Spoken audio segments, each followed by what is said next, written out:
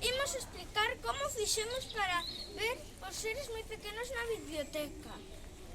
Fomos ao patio para recoller restos de plantas, erva, follas, paus e terra.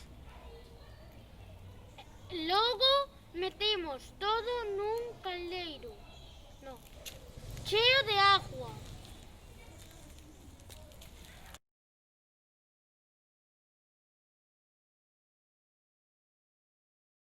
A continuación deixamos o cubo un día ou 2 días.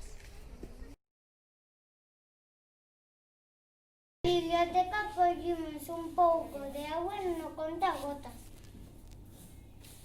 E hai que poner unha pinga no cristal que se chama porte.